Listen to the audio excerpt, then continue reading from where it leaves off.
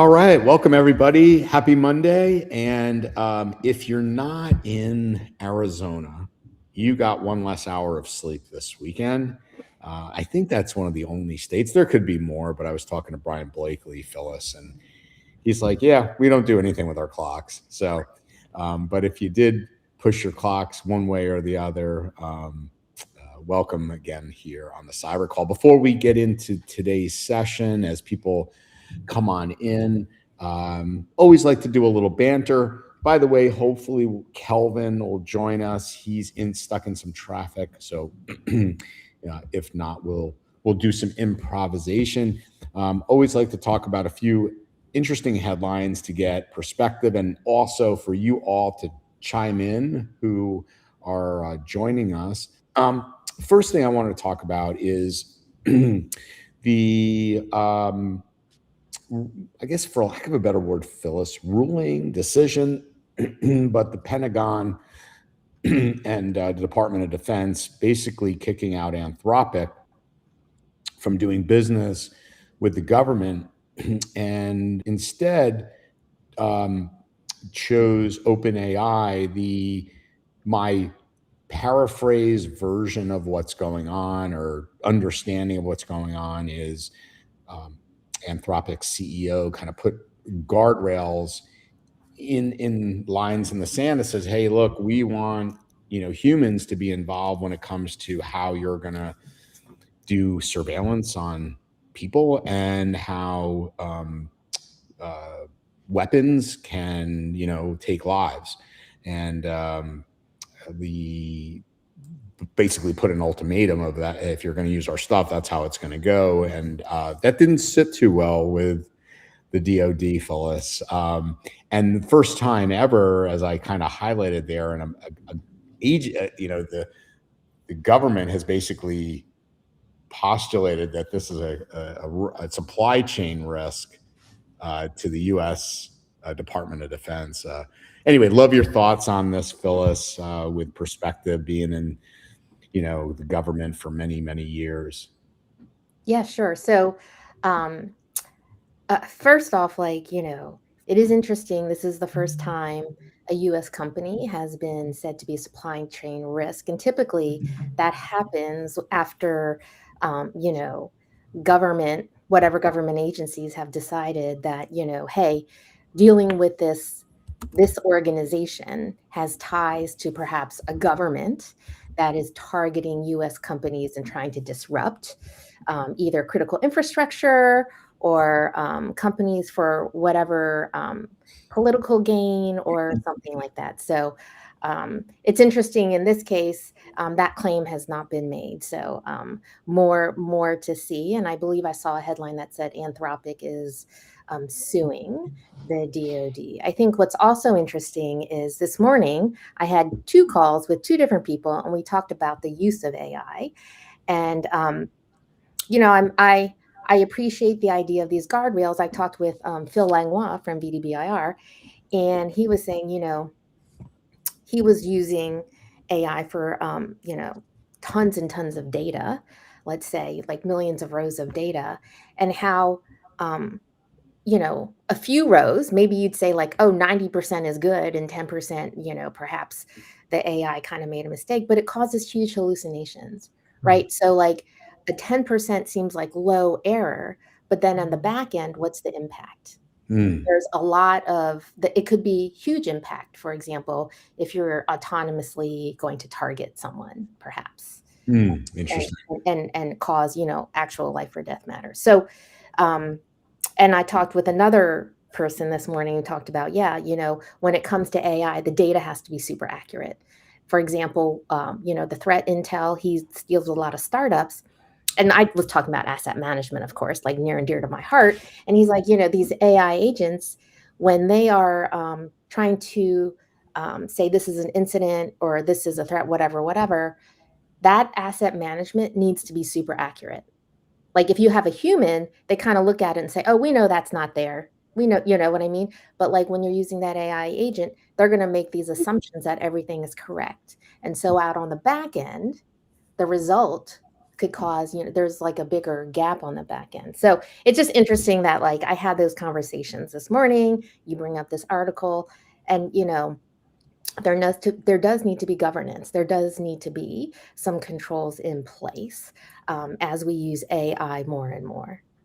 So, John, I want to come to you, so maybe take this two ways. Let's pick up on what Phyllis was saying. You built an amazing MDR company. I would imagine you used AI, for scale in some respects. And is there some validity to that? That hey, it's not always right, and that humans do need to check some stuff when you're looking at mass amounts of threat intel and the kind of data that you guys ingested, and then also give us the NSA John perspective. Yes, yeah. So for Blackpoint, I mean, we started an AI team years ago. So we've built our own in-house kind of LMs and everything. And I know there's a lot of talk. We want the fully autonomous SOC, which is actually something we can kind of do now. But people trust humans delivering the information, kind of overseeing it. But at the end of the day, you do have to train it. And if you train it bad, it's going to give you bad, kind of bad context and decisions. Luckily we years ago set our data models so that it was trainable because we knew this was coming. And so we've been able to train our AI models on, 6 years of human-led response ops. And now like it's insane how effective it is. And I know what's coming out next. It's going to be really good. So for us, both from development speed, all that, like you have to master it. You can't stick your head in the sand. You're going to make mistakes, and it's going to make mistakes. And, if I put my NSA hat on, I would have killed to have this type of technology. Everything, when you're listening to humans and linguists are translating and things like that, a lot of times as you're developing these targets, you don't know who they are for a long time. You're trying to figure out who they are. Like AI could help with so much context on that, and doing social network analysis that we had to do a lot of that manually, trying to put organizations together. If you remember, like the kind of second Iraq war, the whole deck of cards for going after folks, that was no different than, I targeted the Iranian nuclear weaponization program. So we call it the physics package side. So most of these guys that we developed over the years, in the 12-day campaign where, a lot of them were taken out, and some other operations, kind of starting in 2010, not by, the US, but that took years to develop. And I think it actually would have taken a short amount of time. So when I look at this Anthropic thing, like to me, just call it what it is. It's retaliatory because they didn't like something. I think the challenge is we've made tons of bad decisions as humans and struck wrong targets. I mean, there's some controversy now in a school that, we may or may not have hit. Seems like we did, but I don't know. I don't have any direct knowledge, but, AI is also going to make those mistakes. And I think the key is like, how do we train it? At least when I was in the government, there was the most strict rules around using it for any mass surveillance on Americans. Really strict. And a lot of people don't know the analysts at NSA are the ones like legally responsible for the queries they do. Right. And then there's auditors, another set of auditors. Like this is something like, there's been a lot of kind of misinformation on this. So, I think as long as those guardrails are still in place, we need to master this technology. We're going to make mistakes with it. And, but I totally understand that companies trying to put some guardrails. But at the end of the day, it's the United States government for national security. We have to master this stuff and make mistakes with it. Otherwise, we're not going to press forward. Other countries. It's interesting you said that last piece, John. Phyllis brought that up last week. I had no idea the amount of responsibility and the amount of auditing and like that the NSA did not want any type of surveillance on U.S. citizens. And Phyllis, you brought this up last week, so that's really, really interesting. Incredibly controlled. It's incredibly controlled. It's a big deal. The agency probably millions and millions of dollars on controls to make sure that analysts don't accidentally get data for U.S. citizens in the U.S. It's highly controlled. After being on the inside and dealing with this stuff, I would say most people have these big conspiracy theories about NSA spying on Americans. Like, trust me, as an analyst, like if anything sniffs of like something in the U.S., you want to find another way because it's too much of a pain in the butt. So they should just, sleep better knowing it's not like, I think the public statements aren't really track with the reality on the ground inside. The agency. So Brian, knowing that. Oh, sorry. Good. Apologies. And the agency does a great job on policing this. That's awesome. So Brian, let's go to the MSP side, knowing that, thank God, our big tech companies like Apple, Google, and others don't do any, spying with their stuff on us. So we can feel good about that. Right. Give us your take on the MSP side of this article and what you're thinking. Yeah, and when I look at it too, it's like one of those. It goes back to that whole argument on ethics, whose ethics should be applied, in this realm. So, here's Anthropic saying, hey, we want to apply some of our own ethics from the standpoint of put parameters up, where the government is actually saying, no, we want carte blanche. We want to apply our own ethics to this whole arena. And I think that from a MSP space and kind of filtering down is, when we look at all these AI models, whose ethics are actually being applied all the way across, and are they being opposed down to smaller, the businesses and the data that they put in and retrieve. So I mean, I think that's, to me, that's just a fascinating discussion that happens all around AI. Good. So one other thing real quick, and then we'll get on into it. I just wanted to show everybody this, because this was, good for N scale. I don't know if you guys saw this, but, this is a AI data center that just has only a $14.6 billion valuation here, John, and raised another $2 billion. Now, what I find fascinating about this is again, history doesn't repeat, but it rhymes. It just really rhymes to the early days of the internet, where data centers were, if you remember the ASP days, John, getting sick valuations, and, anything that sniffed of .com had massive valuations. And now the same thing here with AI. Now, what I like to look into also, and I'll just see if I can bring this up real quick for you all to see, is this. And that is, I look at, and I've mentioned this on stage at Write a Boom, and I'll continue to talk about this, is, where's the power coming from? And, they're saying, that they've struck strategic deals with these utilities for hydro, wind, and solar. Well, I have to tell you all that once the nuclear reactors, and there are some companies, one is called I forget the exact name, that is being able to bring on full-scale nuclear power plants for data centers in less than a year. This is going to become a really big deal, because you're going to have to not only look at operating a data center just about the GPUs and the things you're buying, but the real big expense is going to become from electricity.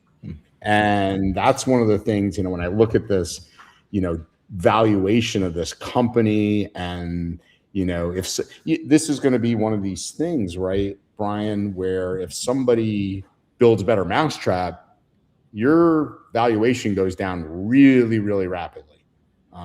So anyway, your thoughts on that?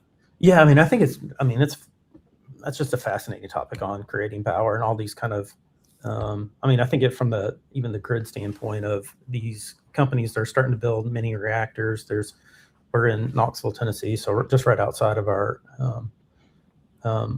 the city is Oak Ridge, and they've got 3 companies that are building these, mini nuclear reactors. And so part of it is decentralizing the power production and put them in the hands of private entities to do that. I think it's one of those. We actually have a data center here too, so we kind of follow the trends. And TVA is right here in town too. And I was talking to one of the TVA executives one time, and they're it's like, how do we? It's like, it's a hard argument to make that all the subscribers, is what they call them, subscribers, are to pay for a new power facility that's going to power one data center. And so there is going to have to be the privatization of power. What I do think too is, as the utilities continue to grow in their power capacities too, I think there's going to be an influx of where we're going to have with private companies producing their own power, the utilities producing their own power. That power is going to get cheap in the long run, not in the short run. But I think it has to be this way. And it's also, from a you guys were talking about national security, is like we have all of our power concentrated in these centralized areas and these centralized plants. Like if one of those goes down, it can affect a very large region. And going through this, we're starting to see these smaller power facilities where we can actually distribute the load to, build resiliency into the power grid itself. Yeah. It's a really interesting topic. All right, let's get on into it. So we were going to have some talk on AI this week around SEO and AI. Our guest was, I had kind of two competing things. She got sick, so I immediately pivoted. John, thanks for joining us, because I think this is a really, really critical topic that we're going to talk about today, and that is what's going on in Iran. We all know about, obviously. But, what is lesser known, and it certainly has been in the news, of these strikes by Iran on these AWS data centers. And I wanted to talk about, one, just more on a macro level, are we even as MSPs taking into consideration, this kind of BCDR plan? Because I don't think that's in most people's, like, a drone, blowing up your backup recovery area, and the bigger piece around data sovereignty, which is very real, by the way, because in UAE, data sovereignty is a big deal for companies in that region. And but I also wanted to have somebody on that really has firsthand knowledge, things you obviously can't talk about, but what you can in your days at the NSA, being hyper-focused on Iran, their nuclear capabilities. And so I thought, no other better guest to have on than yourself. So, John, most people know you, but those that don't, could you give a quick overview of yourself, your background? I'll turn it to Phyllis to ask a few questions. Okay, cool. Yeah. So first off, thanks, Andrew. It's been a while. I'm glad to be back on your program. I watch it a lot. Yeah. So I'm John, and I founded Blackpoint Cyber. And obviously we're a software company and provide MDR service, among other things, to the MSP market predominantly. But before that, I spent about 12 years at the National Security Agency, and kind of also in sort of a joint role, with CIA as well.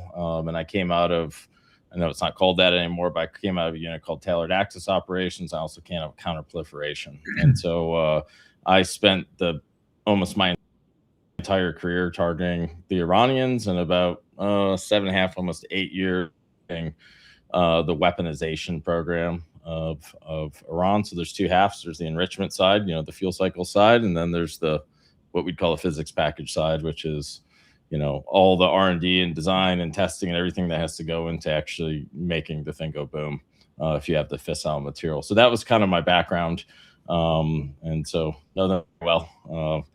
Expected this day to come. We kicked the can as a country for a really, really long time, and I think we were kind of starting to run out of time. And I think we saw in the 12-day war, it was the start of it, or 12-day conflict, whatever you want to call it. But here we are.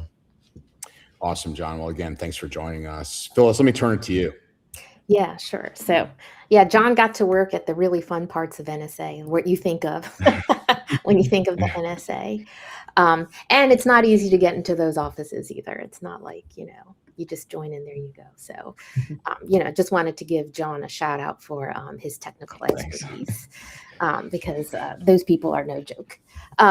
Anyway, so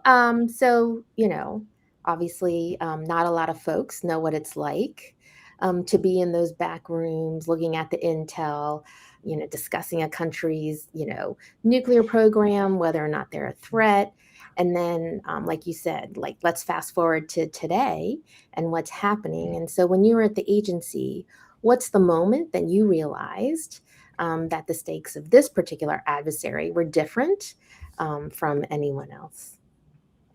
Yeah, it was actually when I wasn't at the agency. I was there as a govy, and then I was just so freaking poor. I was living paycheck to paycheck that I left and took another job, and I was back 7 months later.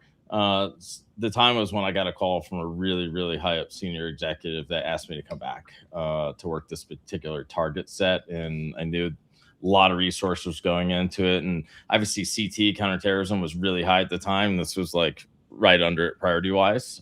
So for me, I knew we had learned a lot more. Our partners we had worked with around the world have learned a lot more, and so this was becoming a problem where we didn't have a good enough picture of what was going on, nor a plan of what we do to disrupt it if needed. And so that's when I learned it was like, oh, this is a big deal. We have a problem on our hands that we have to handle and throw a lot of resources at. Right. So a year ago, you sat down with Scott Mann, who's a Green Beret. He's seen combat up close and personal, and you talked about Iran's nuclear program. And then you were speaking in, hypotheticals about what a strike scenario might look at. And so here we are 1 year later. Yeah. It's happened. I thought it was going to And, happen. So that's why I hopped on that podcast, actually. So looking back, what did you get right? And then what really surprised you? Well, here's the deal. I think, candidly, I think we should have done this a long time ago. I'm talking back like 2010. We had an incredible intel picture. I think we got right what was really going on. There was a lot of fighting in the community at the time of like, this program was halted. Was it not halted? And, at the end of the day, I think, this is all in the public domain now. You could pretty much say, like, when they got caught, you got to realize with a full-fledged nuclear weapons program, it was called the Ahmad program, right? So back in the day, and that was like their Manhattan project. So fuel cycle, they had a project called 110, which is to build the implosion device. And they had an uranium-based implosion system called the R265. It's all public knowledge. I'm not talking about anything that's not. And then they had a program called Project 111 to mate that warhead to a Shahab 3 medium-range ballistic missile for the sole purpose of targeting Israel if they needed to. Right. So that was going on. But you have to realize at the time we had invaded Iraq. And I actually think agree with that conflict or not and the false pretenses, I actually think there was a decent chance Iran would have been a nuclear power if we didn't do it. Because when we went in, we talked about the axis of evil and we were threatening to turn right and go hit them. They freaked out.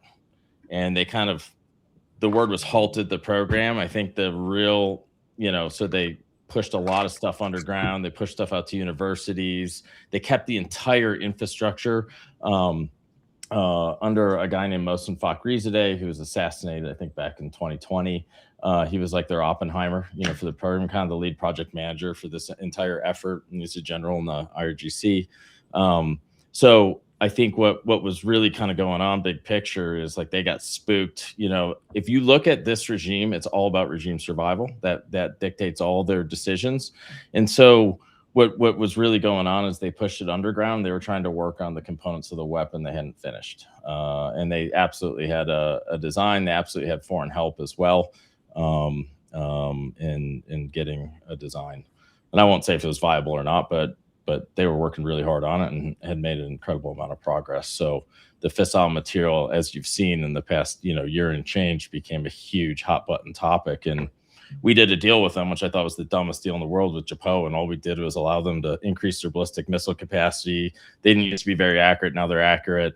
And then completely master the entire fuel cycle and have high-end domestically produced centrifuges for separating uranium. And it's kind of like the Richter scale, bad analogy maybe for earthquakes, but by the time you get to 60% enriched uranium, you're like one step away from weapons grade. And they, back when I was working the target, they didn't have enough, or they were just starting to get 1-2 bombs worth. Now they were getting into double digits bombs worth if they converted it. Now there is a lot of delay in weaponizing it. So, I think, but it was getting to the point in the past year where it was like a serious tipping point, in my opinion. So, yeah, thanks for that. So, Iran obviously has, well, not obviously, but Iran definitely has a history of cyber retaliation that stretches back to 2011. So some examples are disabling U.S. financial websites, wiping data from Las Vegas Sands casino, targeting water systems, death threats against elected officials. So when you look at that history, and of course what just happened recently, How does this moment compare in terms of Iranian motivation to act? Yeah, a lot of times in cyber, you think of it from a warfare standpoint, which you'd want to get as much access as you can. We call it like preparation of the environment, or preparation of the battlefield on the military side. In the fear, especially with like Russia and China, is like deep infiltration or internet service providers, which we saw evidence of with the was it Volt Typhoon yeah, I might mess that term. I Mhm. think that's what they were calling it. A big fear. That's actually the biggest cyber concern I have for the entire country here in the United States. But with the Iranians, I would say they have shown a level of technical acumen that is equivalent to like a high-end ransomware group, which is not to be understated. They have shown a desire and ability and willingness to do pretty effective distributed denial of service attacks, which they're annoying. They take things down, but it's not the type of cyber stuff I'd get really nervous about that would come from Russia or China. And they've also shown the ability to, they're going to target soft things, airports, in the United States. The parts I worry about are like actually state and local governments. A lot of those networks are pretty converged and unified and pretty easy to disrupt utilities and things that way. The big power companies much harder. And so I think, the Iranians absolutely are competent, absolutely have a capability. I don't think it's anywhere even close to on par with what the United States, Russia, or China can bring to bear in the cyber world. But nonetheless, like there's a lot of soft targets. There's been reports recently of them, targeting airports and physical security, access control systems and cameras. That's a big soft underbelly we have in this country and in other countries, especially in the Middle East. I've been all over the Middle East and see lots of their facilities, and we've protected airports and all that type of stuff. Like those physical access systems give you a lot of insight into what's going on and allows you to disrupt and better target and they have Hikvision stuff all over the place, which is cake to exploit. So I think they're absolutely active, but the Israelis, I think 3 days ago. So there's kind of two main players, and I'm overgeneralizing this, but just to make it simple, there's the IRGC has a kind of cyber warfare core, and then the MOS, which is the Ministry of Intelligence and Security, which is kind of their, kind of premier intelligence agency, has their own cyber units. And then they have a crap ton of, sympathizers around the world and other hacktivist groups and things like that. The Israelis, I think it was back in 2019, I think took out Hamas's, I might be messing this. These are Hamas or Hezbollah's cyber unit kinetically. They blew it up, but they just did that 3 days ago to the IRGC cyber unit. And a lot of the activity online went down pretty quickly after that. So, cyber works great. They're doing heavy internet restrictions, taking it down. So I'm actually kind of curious, like you have to get out to your command and control infrastructure and your redirection infrastructure to conduct those ops. And I suspect that government's in significant disarray right now, but that is like a capacity they can have that's asymmetric that they can bring to the game when they're getting their butt whipped on the battlefield. Yeah, and you mentioned the DOS attack. So, most recently, Iranian drones also took out some AWS data centers in UAE. So 2 facilities were taken offline. A third in Bahrain was damaged. Iranian state media said that the Bahrain strike was deliberately targeted because AWS was supporting the U.S. military. And so this is the first time in history that commercial cloud infrastructure has been a direct military target. And what do you think that means now? So, in warfare, obviously I was not in the military, so I don't want to claim to. I worked really close with all our special operations units and other folks and have a lot of experience there. It's all about information dominance, right? Yeah, you need the weaponry and the ability to get there, but it's all about really good, accurate targeting. How does that happen? That comes through connected applications, and data that we can put together, and data centers of the modern way of doing it. I do believe in this case of like Bahrain, Qatar, or not Qatar, Bahrain, UAE. Those are probably unclassified workloads, more contractor workloads, things like that. Not that there's no impact, but I think our core mission systems will be completely hosted separately from that.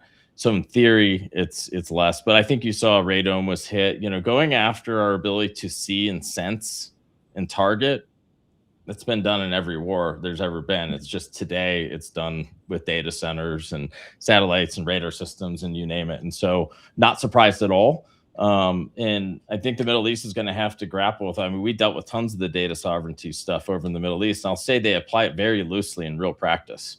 You know, it's gonna be like everything has to be hosted here, but they use CrowdStrike and all goes back to the US, you know, sort of thing. So I think the data sovereignty, you know, briefs really well on paper until that stuff goes down. And then, man, you'd wish for continuity of operations you were hosting stuff overseas. But they're balancing this risk of what they perceive as espionage risk and continuity of operations. You look at Qatar, right? When Saudi blockaded them, they went to huge data sovereignty push because they said if we only relied on stuff hosted outside this country, we're dead in the water. Our entire financial system won't work, you name it.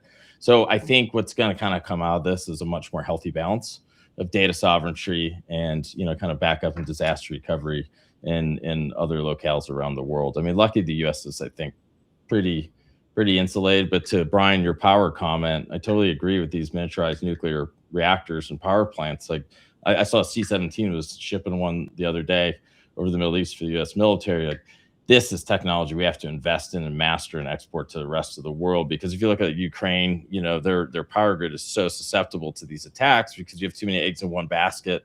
We have to work to much more distributed systems.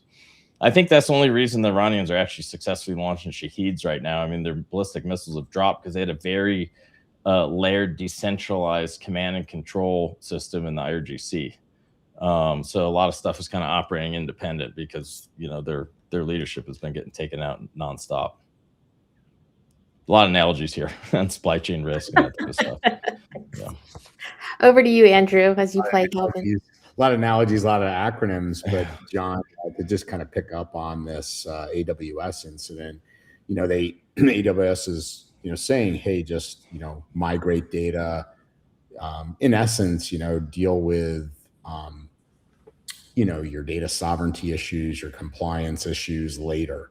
And, you know, I'm not so sure, you know, local MSPs here, although I do want to get Brian's sense of this, but I don't know how many MSPs are impacted. I want this question to be more broadly to think about the guy, you know, like, God forbid something does happen with your data centers, you know, do you have a plan for that? You know, if this were to happen, that you were dealing with, you know, multiple, or your own data center, but now all of a sudden, you know, this is almost like, John, your RMM in essence getting taken over. You know, you have 100 clients in, you know, your own data center or a data center that you do all your hosting in. Now all of a sudden that's offline.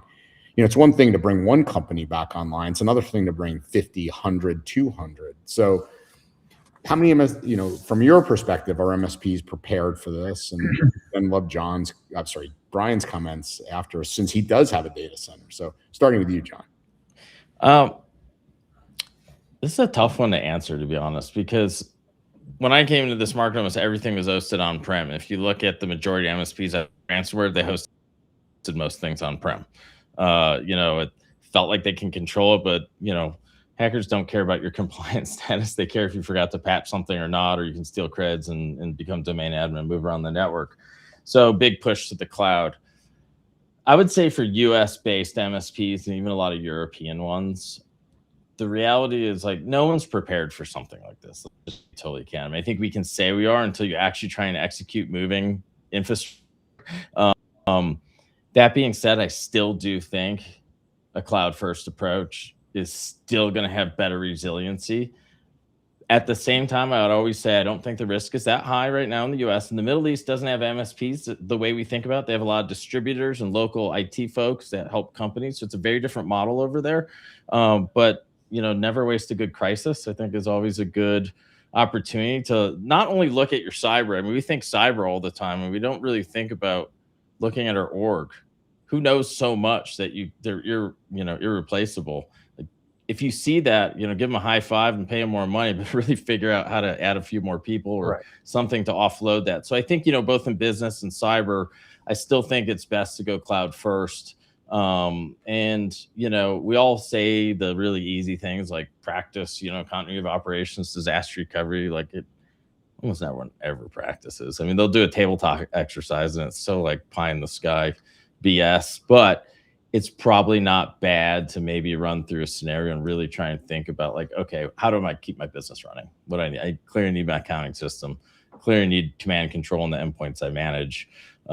Reporting and other things can probably, you could survive without it, but I just don't waste a good crisis. Just use this one as an opportunity to kind of think through a little more. That would be my advice and kind of my comments on that. Yeah, Brian, I loved your comments. It reminds me of literally 5 years ago. John, you were at the first Right of Boom, and Yeah. one of the last sessions was Ryan Weeks. He did BCDR at scale, and he literally had the math of showing MSPs the time to bring back a few clients, then 10 clients, and then Brian, especially if some of them did have on-prem stuff, he kind of showed it was like sipping peanut butter through a straw, Gary Pica analogy. Right. What are your thoughts on this, dude? Is you have your own data center, and as you kind of think about this what if scenario? Yeah, so it's interesting if we kind of go back to even like power, from the we'll go back to history just a little bit, like talking about what John said. Like when I first started in the industry, everything was on-prem, right? And then late 2008, 2009, we started hosted services, which was the cloud before it was the cloud. And then, we had our own private clouds where, we were hosting all these kind of different things so people didn't have their infrastructure in it. But then that was distributed all over the place with everybody's different private clouds. And now we're starting to centralize all of our data in these different data centers, the hyperscalers, and, we're really pushing towards Microsoft and Microsoft AD, and there's all these different benefits for doing it. And I still am, encouraged, or we're driving that way. But when you hear a story like this, all of a sudden it's like, okay, are we putting all of our eggs in one basket? And what's going to happen over time when that, as it continues to go, are those workloads distributed? Is it more of a, we have seen some cases where it's going more to a hybrid model. I can even speak from the data center standpoint that workloads just don't work in the cloud. Like they're too expensive, with just the on-ramps and, all these different things. So they've actually moved it back. Now, as an MSP, we're agnostic, frankly. We don't care where the workload is as long as it's in the right spot and it's the best for the customer. But I do think it is something, I don't know if we need to change course, but it is fascinating to think about what happens if these large data centers just aren't there one day.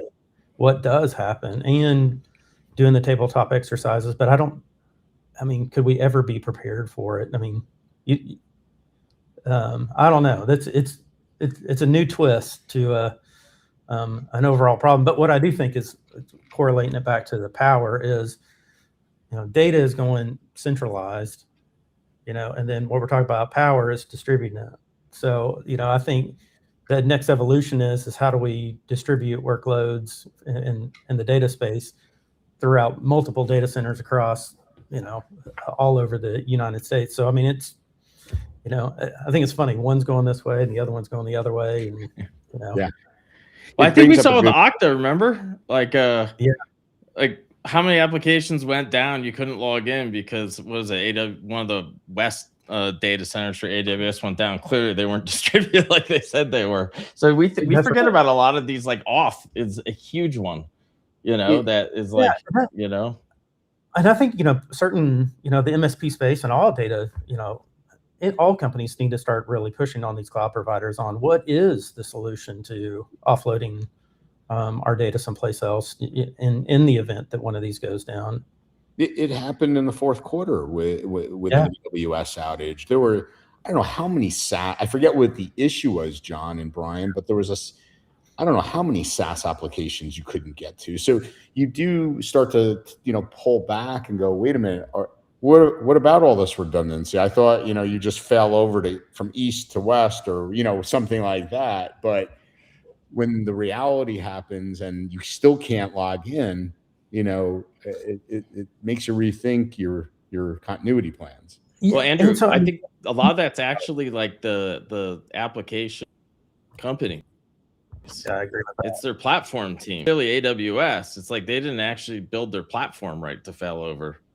Yeah, They say it, but they Mike, didn't like really do it. it was the Mike just said it was the DNS. Thank you, Mike. Yeah. All right, so John, let's pivot a little here. What Brian was just talking about, really, I'm going to kind of tweak this next question to you. A lot of OT, right? You know, I want to talk to you about Iran's capabilities. You talked about how you feel most of them, their cyber capabilities got knocked out.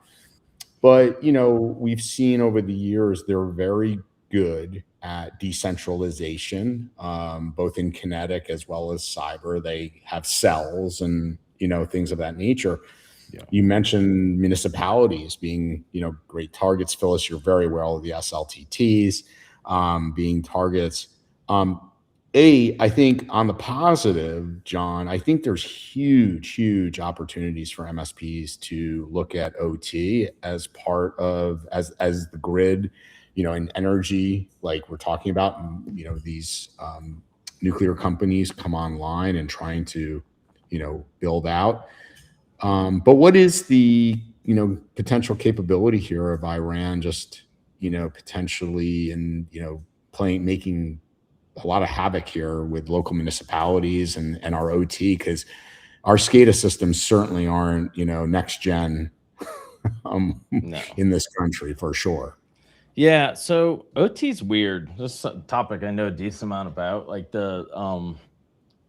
here's the challenge with OT, right? Hitting OT systems is not that hard if you can have live command and control in the network. When the Russians hit the Ukraine power grid years ago, they VPN'd over. They found the 6 or so accounts that could VPN to the OT side of the network, and then it was an unpatched Windows domain, unpatched routers. They did almost like a traditional attack on there, and they basically just went to the HMI and opened the breakers, and that's how the power outage, and they destroyed everything on the way out. So there's several ways to mess with OT systems. One is just to have command and control and turn it off.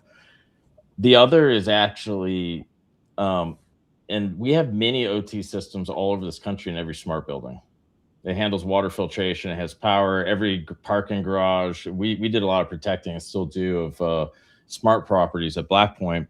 And the challenge is the stuff is really easy to hack, but you actually need to get it and buy it and test it. Like, so for example, you know, there's a protocol called BACnet. It's basically, and then you have Modbus over TCP, which is really common in a lot of the more power side of SCADA. A lot of that stuff will take commands. They're called set points. And you can just craft packets with Netcat and make it change its configuration state.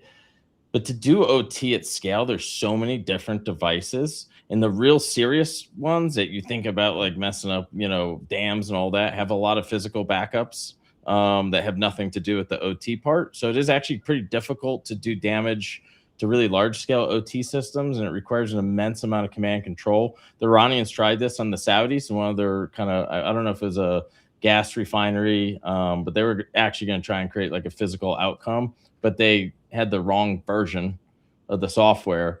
And so it was a bug and it didn't work. And that came out after the forensics. So I guess my point is like the small places that have simple systems, a lot easier to disrupt. I mean, hell, ski resorts. I mean, you know how easy it is to mess with the lifts? You can brick them. They all have Windows 7 machines. Like, so it's everywhere, but you have to buy the stuff, get access to it, learn the protocols, test it, break things, and that loop is long. That's done in a physical location. So when bombs are dropping, I think it's a little bit more difficult. It's not that it can't happen, and it's not something that shouldn't be looked at, you know, really, really closely. But it is harder in practice to do it, even though conceptually it's very easy if you had access to a lot of the equipment. Is probably my take on this. All right, so let's go to another area. I want to one or two last questions, get over to Brian. Also let Brian introduce himself. I forgot to do that, John. Let's switch topics. MSPs that are focused on critical infrastructure, you know, and the DIB. Are MSPs a target here for Iran? Like, hey, if I want to get back at, you know, the United States, you know, I whacked a few AWS data centers. Now I'm going to target, you know, MSPs that, you know, protect critical infrastructure, healthcare, etc.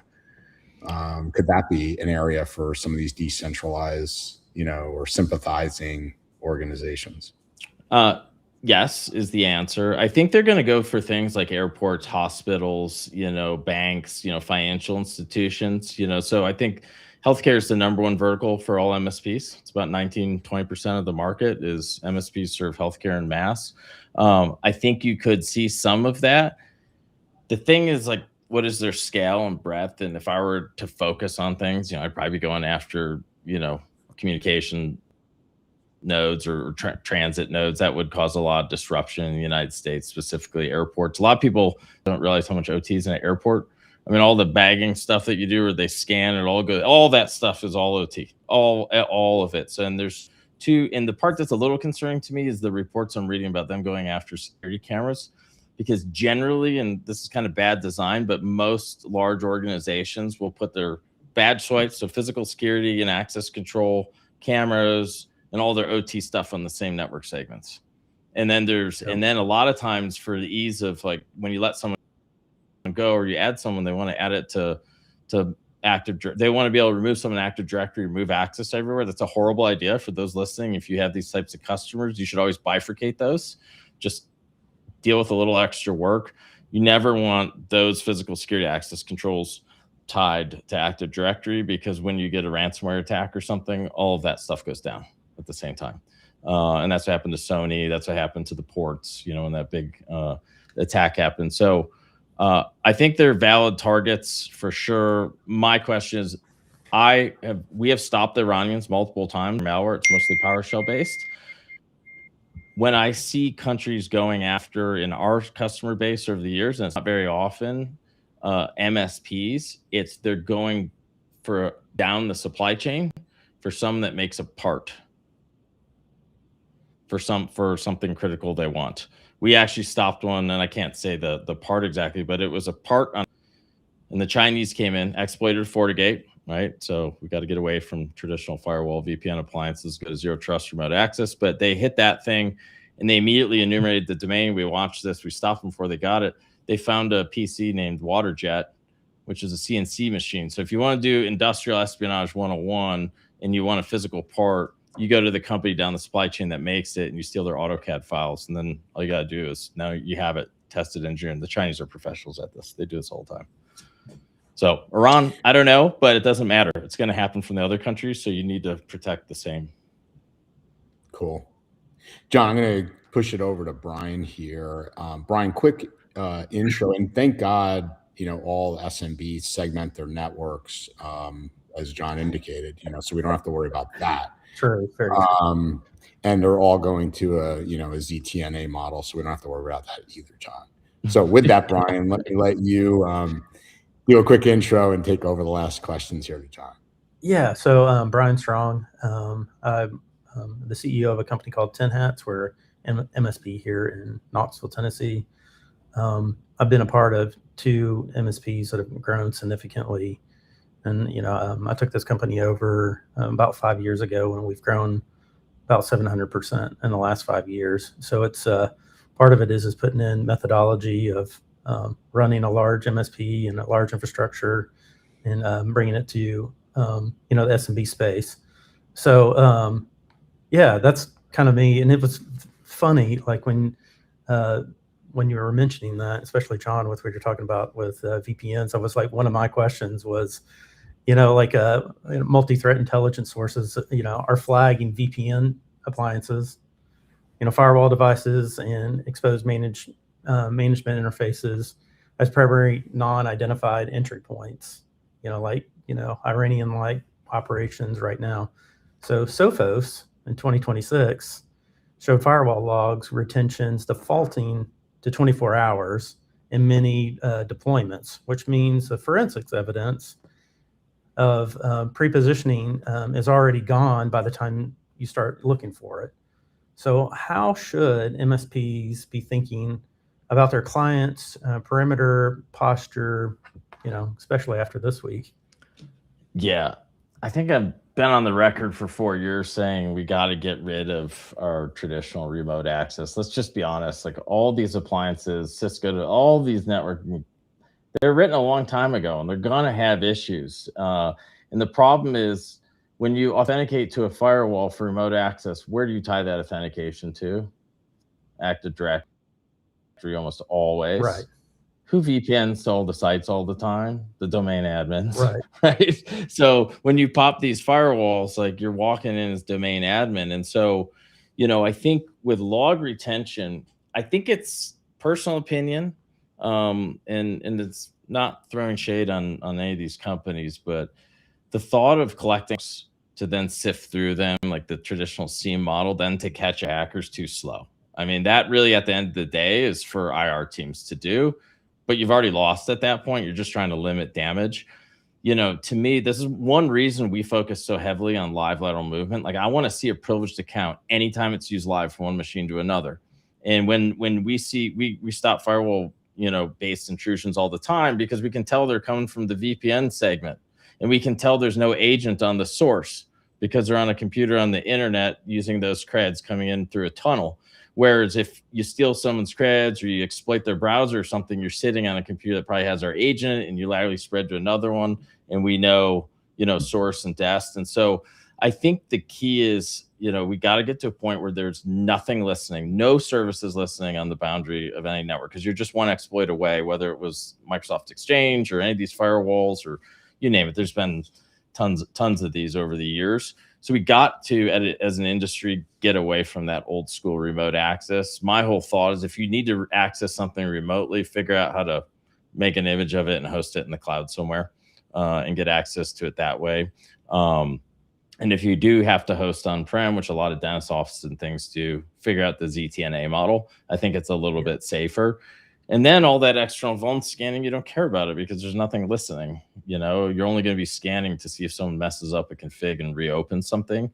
So to me, log retention is one thing, but you have to have the ability to detect privileged accounts being used live and then put it in context because it's either IT or it's a bad guy masquerading as. And so that's kind of our approach to handling it. And I hope that answers the question, but this is something we've dealt with for many, many years. So that's my personal opinion. Yeah. But it should be opportunity for MSPs to go upgrade a lot of this stuff, if the customers can, of course, afford it. That's the other challenge in that market. Yeah, 100% agree. That's kind of like our thoughts too. So it's just like one of those, it's getting to ask you that kind of question is kind of validating from our standpoint. There's a reason you grew 700%. You must be on top of your game. That's huge. That's Thank you. So business continuity planning for most SMBs is built around power outages, ransomwares, and this is kind of something we're talking about, and maybe even natural disasters. Nobody's building a business continuity plan around regions going offline after a military knocks out a data center, right? Mm-hmm. So does this, and I think you answered this a little bit, but still, I'm going to hear it again. It's like, what does the geopolitical awareness and business continuity plans look like? And is this as an opportunity for MSPs to create new service offerings, especially if they have, like we have some clients that are, you got facilities around the world. So it might not be the dentist office like you talk about, but we have manufacturers that have locations just all over the world. And what do we need to do about those? Yeah, I mean, I think a lot of this comes back to like take a look at your and this is actually how an intelligence officer would target an org. You're going to look at like who are the most important people that either create the data I'm looking for, have access to the data, or manipulate it, right? And when you look at a company and who's responsible for what, I mean, in the nuclear program, and then I think you can read in the news what happened to those guys that we figured out were what they did. So when you look at a company, you have to do this both for your employees, but you also have to do it for your critical workflows that are supported by IT infrastructure or applications. And you got to just really think about like, okay, if single sign-on went down, how do I get access? Right? That's a really simple one. Everyone forgets about. They just turn single sign-on and hope, but you got to think about like, how do I get access to these things? 2, where are they hosted? Is it like a hosted application? Is it a hosted VM? Right? How are we going to maybe have a backup that we can turn on that doesn't cost too much and get those workflows over? And then kind of where does my data sit? I think it's a lot easier to like distribute, kind of traditional databases and kind of the NoSQL stuff like that. There's so many services for that. I think a lot of times you got to look at those choke point applications and then just figure out. And one answer could be on-prem. We can spin up a VM on-prem. We have images, and we'll get back going. Like that's always an easy backup plan for SMBs. But I think at the end of the day, and it's good business practice to look at your business writ large and look for those kind of single choke points. And also, I would say, for special MSPs have been moving up market like crazy into the small medium enterprise, where now they're doing real physical security access control systems. Right. We've dealt with a lot of these. My advice actually is don't host that stuff on-prem. Like move that to the cloud actually, because those things are all in the Windows domain in almost every scenario. And if you get ransomware, they get smoked and it has cascading consequences. So that's an area, especially for data centers too. You really want to bifurcate those things and keep them as separate as possible, because the cameras are years ago, we saw a camera system we installed, like this was back when we were probably 20 people. We installed a new camera system and we saw it SSHing outbound because we had an appliance looking at traffic. And this is like just a quick aside on application and security. And we noticed it just went to a funny port on their URL, and we realized like it wasn't actually real SSH. There's no encryption there. And if we just up the port, we could see everyone's cameras, and there was cameras from airports all around the world that we could have live access to and upload our firmware or do whatever. And we told the company and they fixed it eventually. But like there's so much of that type of stuff on those networks. You really got to keep them separate. A lot of that stuff's just insecure from the factory. That's really good. So John, you worked in the intelligent assessment of Iran's nuclear capability at the NSA. We just watched the U.S. and Israel launch strikes designed to set back that program. Yeah. We watched Iran respond by targeting cloud infrastructure. So here's the question I'd like to get an answer to. With everything you know, did the intelligence community see this specific moment, the convergence of Iran's cyber retaliation capacity and the exposure of the Western digital infrastructure? So if so, why wasn't the commercial sector warned? I don't think the retaliation on the cyber side has been a big deal, big picture. Personal opinion, right? I think, like, look at it. There hasn't, not saying it can't happen. They always have a vote, right? The enemy's always got a vote in this stuff. I think big picture, it hasn't been anything more advanced or more sophisticated than a really solid ransomware group. And I think a lot of these guys actually dabble on the side and also ransomware to make money. We caught Iranians once years and years ago, and they were spying on their own people and emptying their Bitcoin accounts through employee monitoring software, but whatever. So I think now the physical attack, I do think there was probably some awareness. These Shahed drones are a problem. Our interceptors are way too expensive. Ukraine is probably the best in the world actually at stopping a lot of this stuff in a cost-effective way, because they just didn't have. I think we've fired more Patriots already than they have had given to them in that whole 4+ year conflict with Russia. So they figured out other ways. I do think the U.S. There was a leaked, kind of intel report back in 2009, 2010 that was like, hey, this desalination plant in Saudi is responsible for 90% of the water in Saudi. And so there's been a lot of investment in the Middle East, and Bahrain, Dubai, UAE, and Qatar are all like, when you see these desalination plants, they're absolutely massive. And so when you think about water supply, just like we were talking about miniaturized nuclear power generation systems, everything has to, as munitions and warfare and everything gets super decentralized and swarmable and cheap, we have to kind of follow in suit, but there's a big lag. So I think also it's just unclear to me how staffed like CISA and the other government agencies. There's a lot of gutting. A lot of talent ran out of the government in the past year and a half. I can't underscore that enough. Massive amounts of talent. And there isn't a great feedback loop of folks working in the government, going to the commercial world and coming back to the government. There's always like this, there's this weird cultural thing where it's like you're out of the community, And God forbid you mentioned you work there or something like that. Like, but there really needs to be a much better feedback loop because in one hand, you have a huge advantage in the government as a cyber operator because you get to commit felonies every day that you can't do in the real world. And it's way more than pen testing, and red teaming that has a lot of rules of engagement. But on the other hand, their model of defense is actually old school, in my opinion. Very log based, very traffic based. It's not, we have way better defense, cyber defense tech, in my opinion, in the commercial world than the government does. They obviously have way better offense. John, I'm going to wrap it there, but there was a great. Yeah, I know. Yeah, probably running awesome. late. There was a great question at the end, though, about do you feel data, just maybe yes or no, do you think, these data centers, AWS, Microsoft, the hyperscalers have arguably more money than governments. Do you think we'll see anti-drone technology at some point? I would say probably anti-small drones.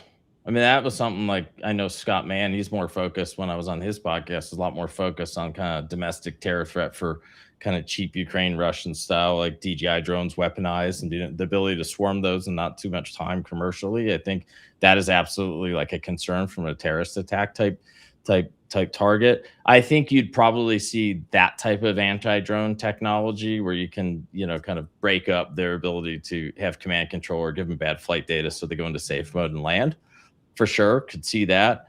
I don't see data centers or anything like this having any sort of ability to stop something like a Shaheed platform. I think that is what there might be, though, is this might be a wake-up call where there's a lot tighter coordination with host country militaries and putting proper air defense systems around those because those are really hard to stop because you can fire so many of them. I mean, we can't be firing like $3 to $5 million interceptors to knock out a $20,000, half styrofoam drone with a warhead. Yeah, fair. Awesome. Well, John, thanks a million for joining us. This was fascinating. I loved it, every moment of it, and really appreciate you. Awesome. Appreciate the invite. It's nice to see you again. Great seeing you, bud. Brian, thanks for co-hosting. You did awesome. Thanks for having me. Yeah, of course. Phyllis, always wonderful to see you. We'll see you all next Monday. Be safe and make it a great week. Take care.